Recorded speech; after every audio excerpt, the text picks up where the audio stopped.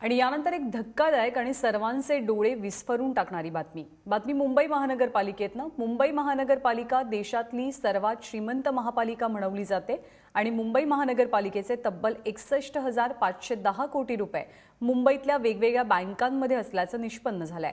दुसरी धक्कादायक गोष्ट म्हणजे या रकमेच्या केवळ व्याजापोटी मुंबई महानगरपालिकेला 4,500 कोटी रुपये मिळतात। त्यामुळे एकीकडे मुंबईमध्ये रस्ते, पाणी, कचरा अशा मूलभूत सोयींचा अभाव असताना मुंबई महापालिकेचा अर्थात सर्वसामान्य मुंबईकरांचा पैसा बँकेत कशासाठी असा प्रश्न विचारला जातोय। मुंबई महापालिकेच्या वित्त विभागाने दिलेल्या माहितीतनं ही बाब पुढे आली आहे। आणि 61,510 कोटी रुपये सोडाच, मात्र यावरील फक्त व्याज म्हणजे 450 कोटी रुपये 4,500 कोटी रुपयांनी सुद्धा अनेक प्रश्न अगदी हातोहात सुटणार आहेत। या पैशातनं काय होऊ शकतं?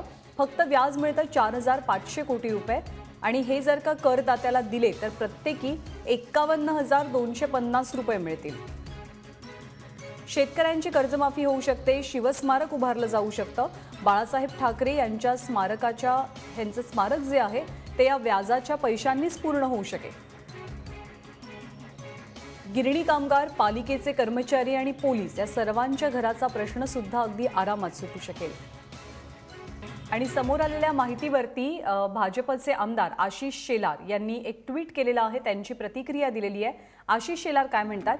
1,20,00,000 मुंबईकरांशी या ठेवींची तुलना केली तर प्रत्येक करदात्याचे 51,250 रुपये बँकेमध्ये फ्रीज झालेले आहेत। सुविधांची वानवा असताना महापालिकेचा पैसा बँकांची तिजोरी का भरतोय असा प्रश्न त्यांनी विचारलाय।